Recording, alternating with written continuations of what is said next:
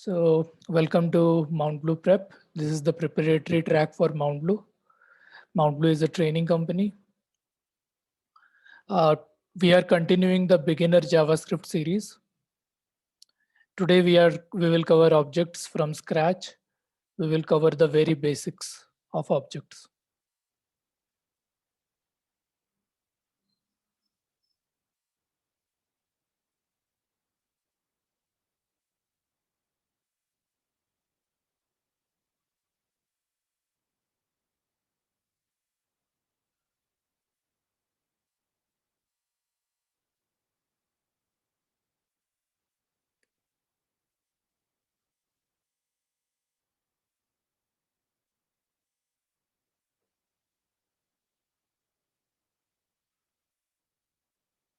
So I have opened the browser console for JavaScript where we will quickly write some code and test it out. So let's talk about a general objects. Object in JavaScript is actually a dictionary or hash map. This is called by different names. If you are coming from a Python background, it's called a dictionary. If you are coming from a Java background, it's called a hash map.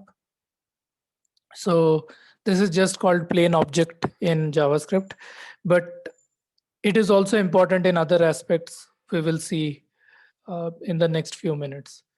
So object have something called a key value pair. So let's create sort of object. Let's go ahead.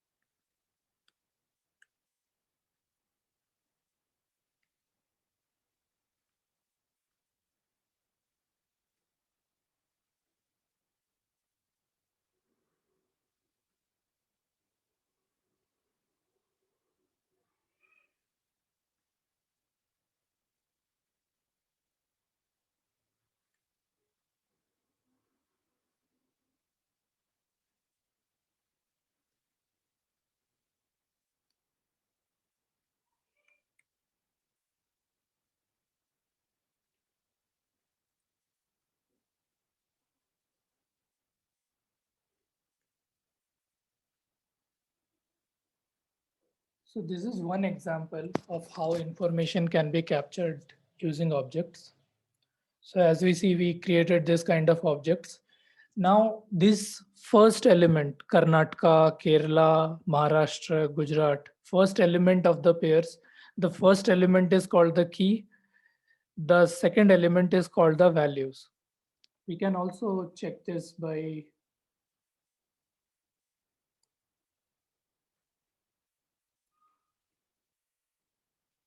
so we got the keys here in array format.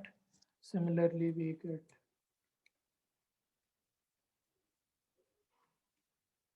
okay.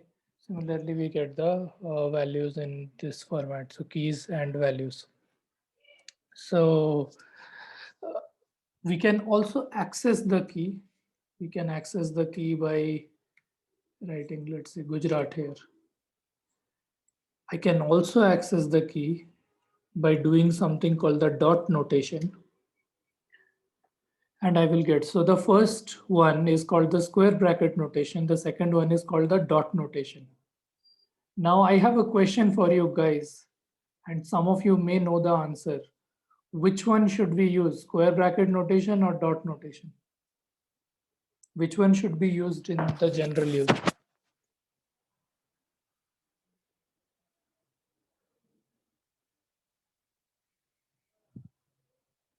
No answers? Guys, write in the chat.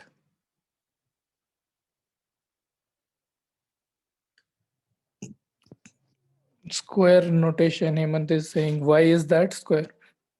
What is the reason that we will do square notation?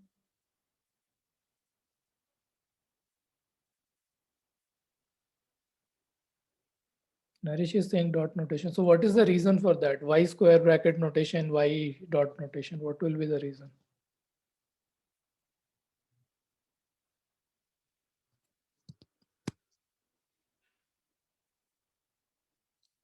let's say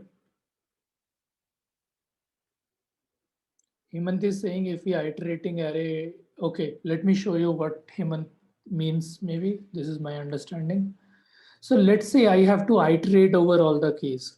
So we can do iteration in JavaScript over object by using the for in loop. Like this is a for loop, but a specific kind of for loop where we use for in. Okay.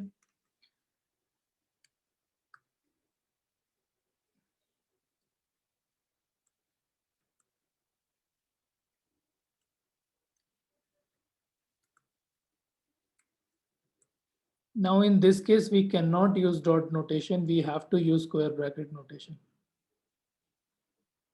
So generally speaking, square bracket notation is preferred because square bracket notation can take in variables.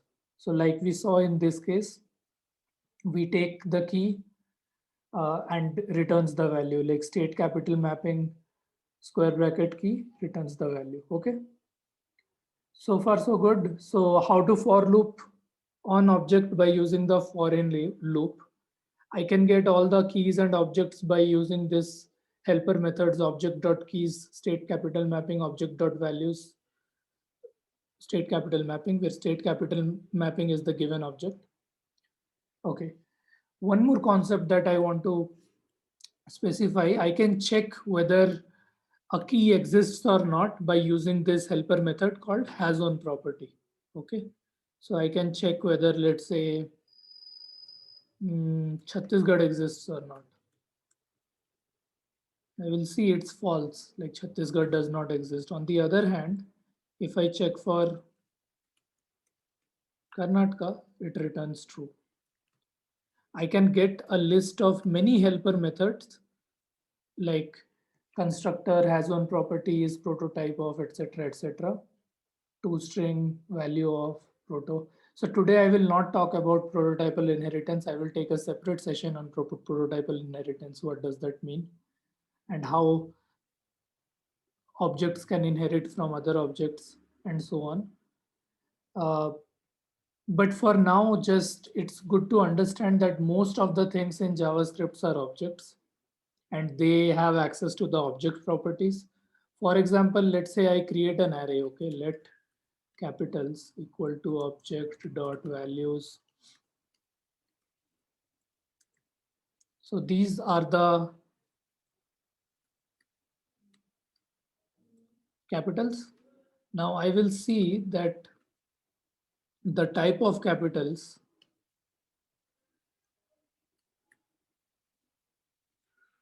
is actually an object. And when I do capitals dot, I have all the array utility functions, concat, fill, filter, whatever. Like I have all the array utility functions, but I also have the object utility functions like has on properties, prototype of properties, enumeral value of. So these are coming from the object utility, object prototype space. Okay. So array is also an object in JavaScript. It's a special kind of object. Like if I show you array, you can see the key is 0, 1, 2, 3, and the values are Bangalore, Thiruvananthapuram, Mumbai, Gandhinagar, etc. etc. Okay, all right. So let's go and try to solve some problems using objects. Like I think that way we will get better practice with objects. Simply understanding what object is, you will forget. But let's try to solve some simple problems on Edabit. So give me a moment.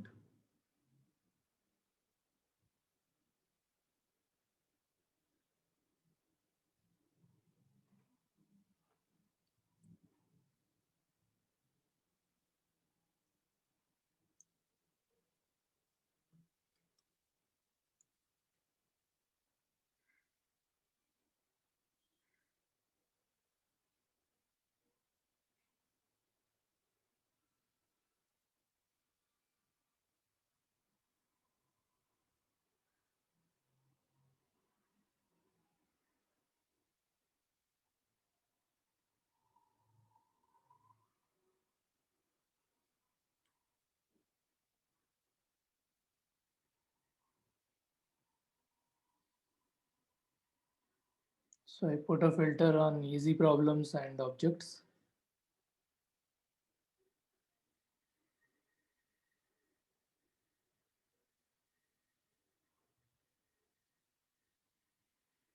Let's try this one, printer levels. So guys, read the problem carefully and in the chat box, write the logic or the pseudocode, whatever, try to attempt it.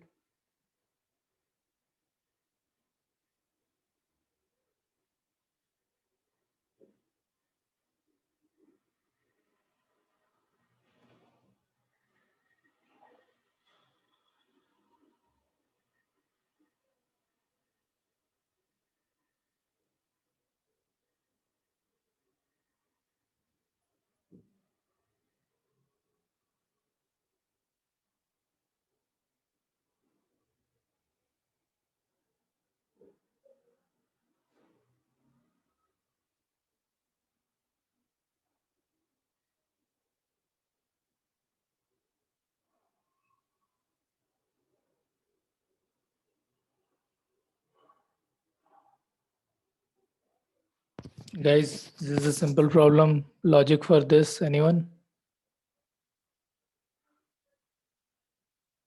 I'm not seeing any action in the chat box, please.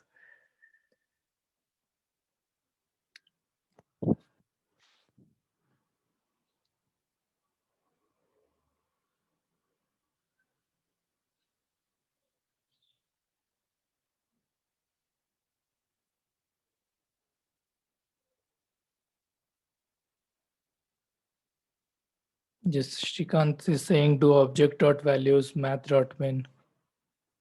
Yeah, we can do that. So let's try this out. So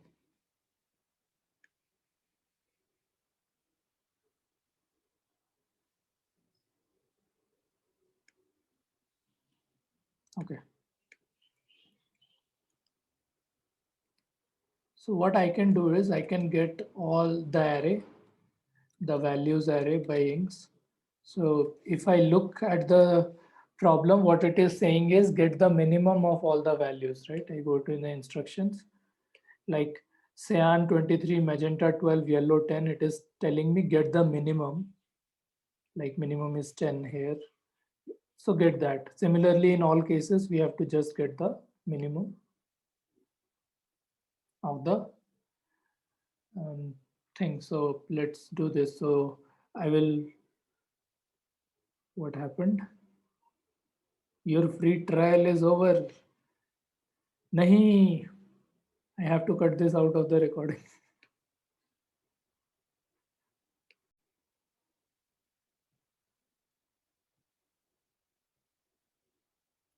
Okay, so the problem was something like this.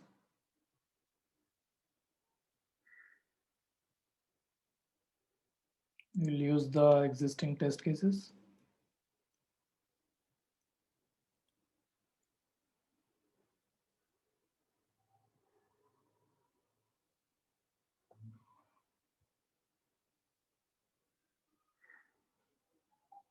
So we have to reformat it a bit.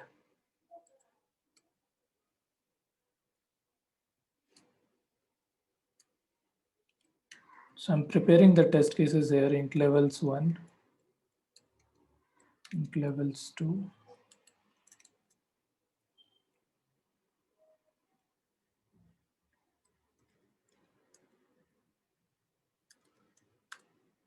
Okay, so I have 3 test cases here. Now I will put this below and I will call create a function.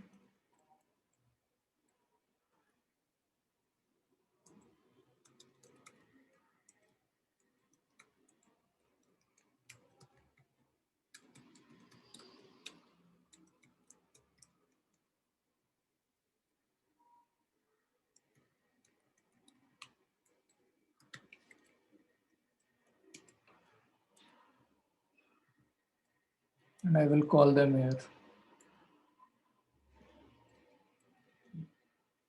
Print the output. So guys, I don't have the luxury of a code runner now. Like Adabit or HackerRank. So I have to create my own test cases and then call those test cases. And this is how real life programming generally works. In real life programming, I have to write my own test cases and run them and check. Often, I keep these test cases in a separate file and I keep the code in a separate file. So the code file is very short. It is not cluttered up. So this is called unit testing. And this is very common as a programmer. So we keep all of this stuff generally in a different file. But for the sake of this program, right now I'm using the same file. It's easy to see all the code in one place. So let me run this. So it returned 3 undefineds. Can you guys look at the undefined clearly? Is it visible?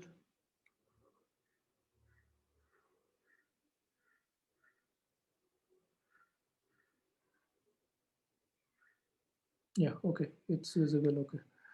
Cool. So now let's try to solve this problem. I have to get minimum int level. So I will do it step by step. First, I will just print out the array and then I will get the minimum element from the array. So I run it. Yeah, so I'm getting the arrays and all I have to do is get the minimum element, which I can get by math.min.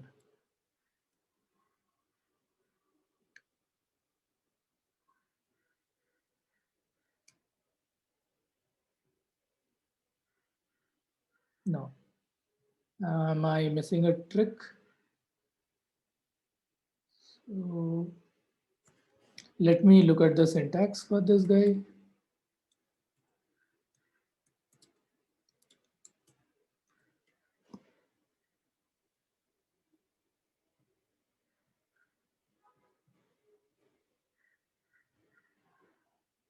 So returns the lowest value.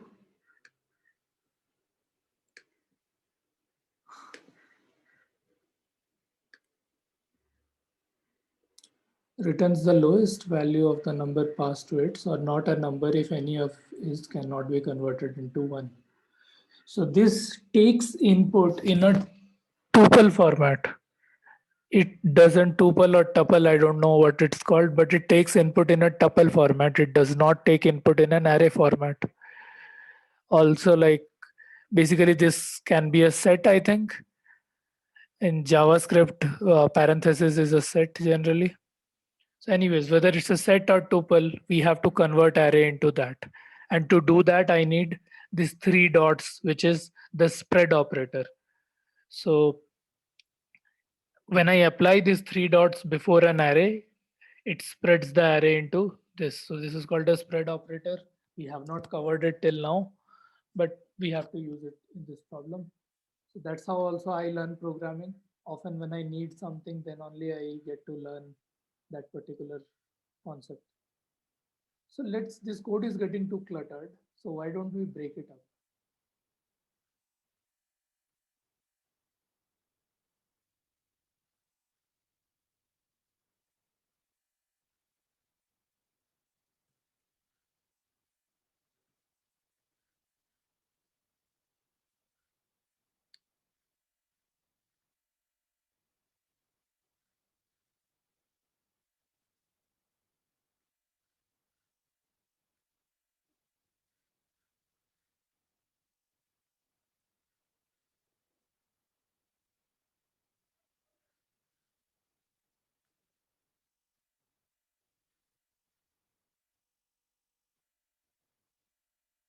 Let's check the status at this point. Yeah, it is returning 10, 432, 0. So we can safely return this thing. So I can even remove this whole variable here. Just write return. And we have the print statements below. This time they don't return undefined, they return 10, 432, 0. All right. So we used one concept here called object.values and we got minimum of the array. Now let's find out another problem and then try to solve it.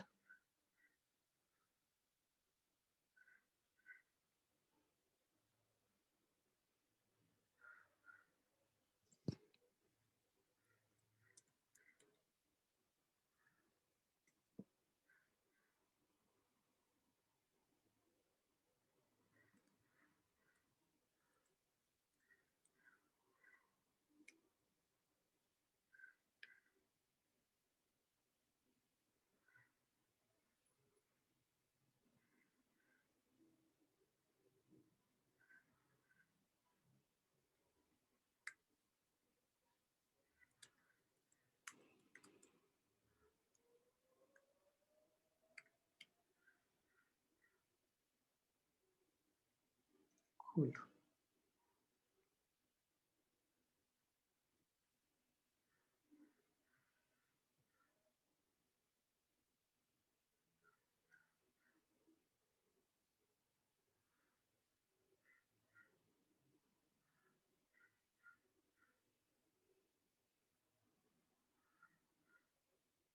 Let's do this one, online shopping.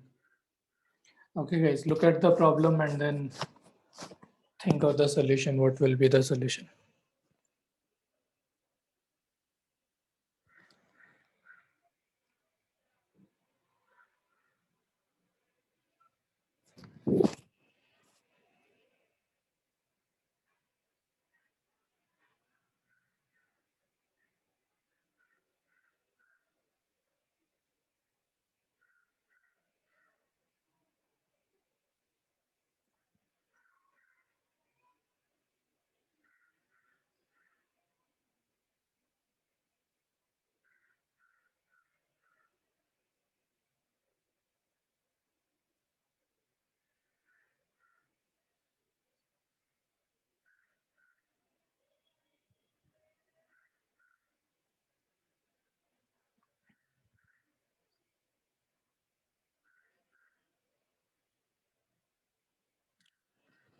Guys,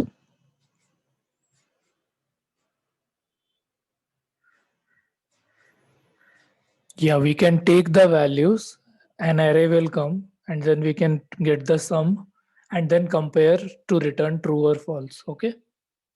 So let's take the test cases.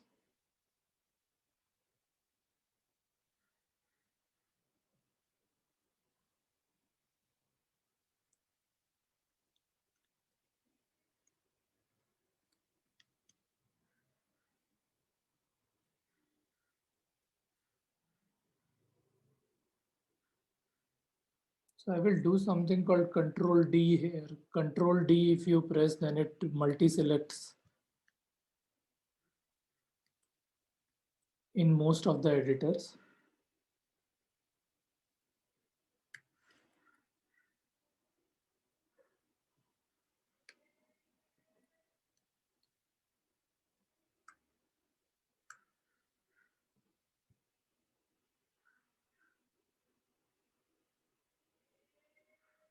So what did is I took the test cases and then added a comparison operator.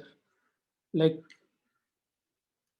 if this happens, like if this returns false equal to false. So I'll show you what I mean by this.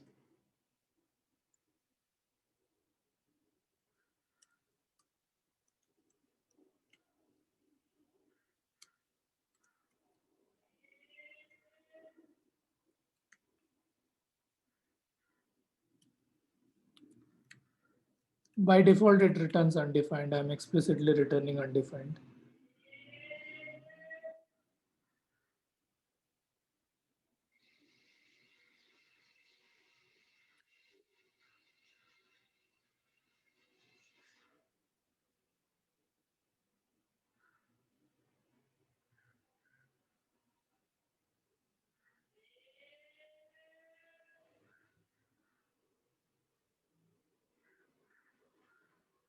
Okay, let me return false. Let's see whether false works.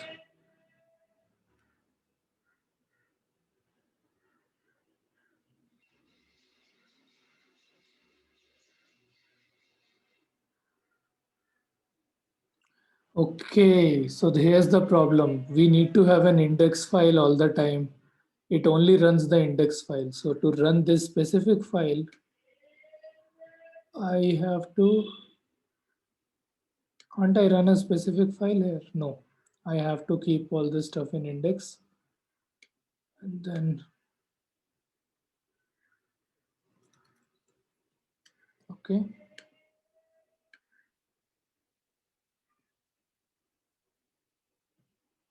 I will copy paste it later. Right now, let's run everything from the index file.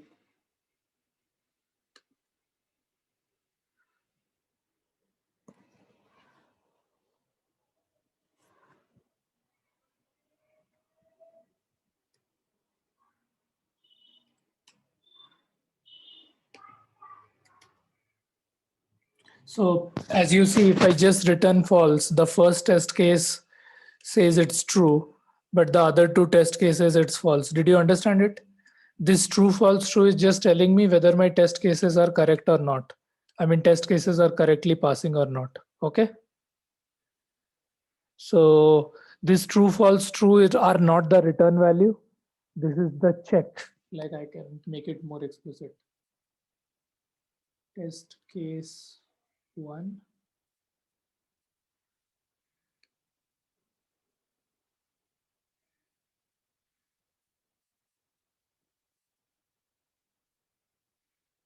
Passed or not.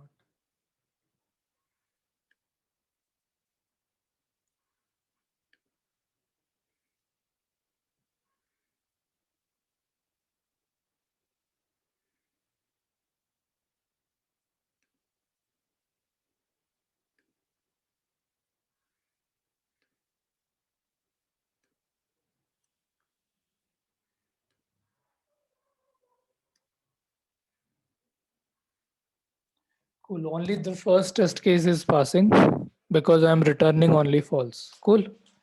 So now let's get down to business. What we have to do is take the values, sum them up, and then compare it against 50.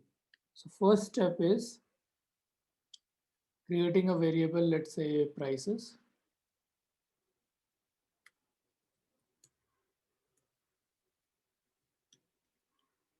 Okay. Print this.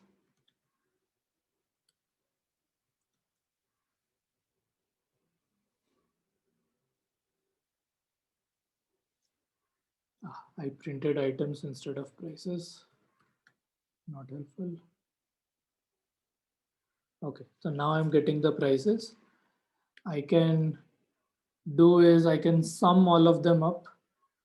I can do a for let price of prices. So for of is how you can run sort of a for loop on an array. We can also use for in, but here we are using for of. So let total equal to 0, equal to total plus equal to price, and I will print the total.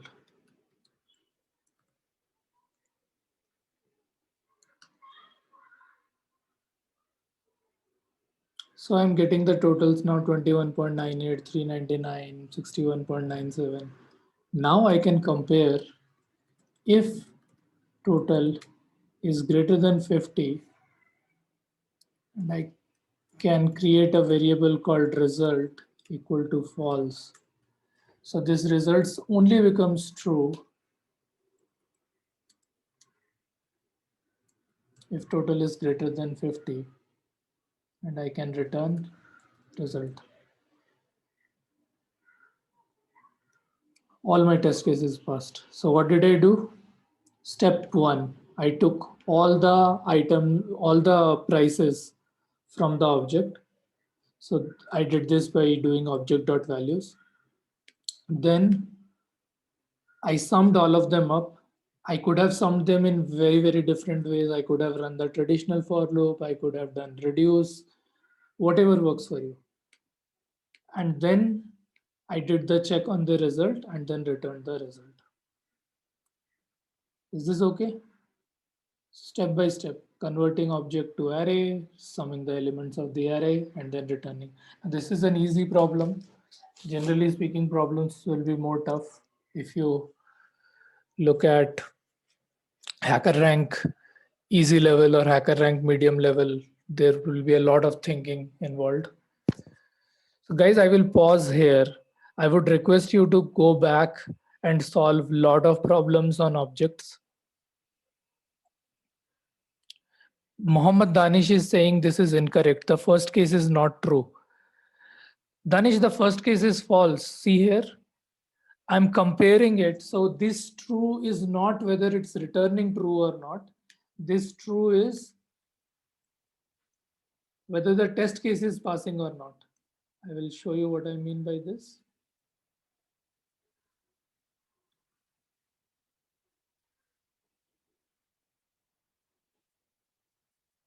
So in the first case, the result is actually false. So that's what I'm comparing it against. I'm calling the function free shipping and comparing it against false. And then the test case returns true. So this is how we write unit test cases. We compare it against the expected result. Okay. So this is the calculated result. So when we run a test case, it runs something like this.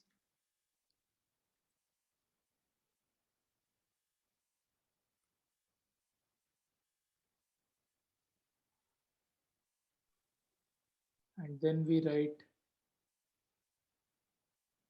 calculated result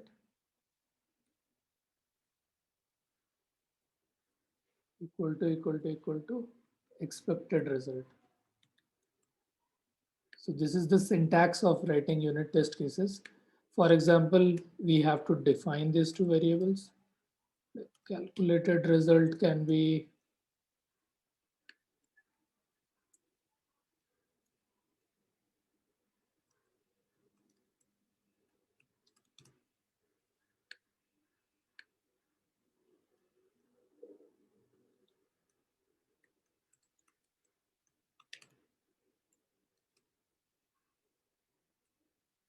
okay. So this is the calculated result.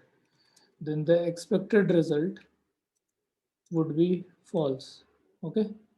So now I run this code. So my result that is returned is false, but my sample test case is returning true because exactly it works. The sample test case is correct because the calculated result is false and the expected result is also false. Make sense? So this is how I wrote. Basically, this is the format of writing unit test cases. The syntax might differ a little bit, but this is exactly how unit test cases are written. And yeah, this is code. All right, I have to stop here today. I will take your questions now. I'm stopping the share and stopping the recording. We will do beginner level arrays tomorrow. And then we will try to solve problems, easy problems by combining arrays and strings and objects. So most of our problems will be solved using these three techniques. There are only some of the problems which require some advanced techniques like dynamic programming or algorithms. Uh, and I'm talking about the Mount Blue preparation. I'm not talking about in general. In general, to crack programming interviews in product level companies, they do ask algorithms, they do ask a lot of data structures. But since this is Mount Blue prep, I'm only talking about cracking the Mount Blue interview. And for Mount Blue interview, these three topics, strings, arrays, and objects, also called dictionaries and hash maps in other programming languages, these three topics are critical.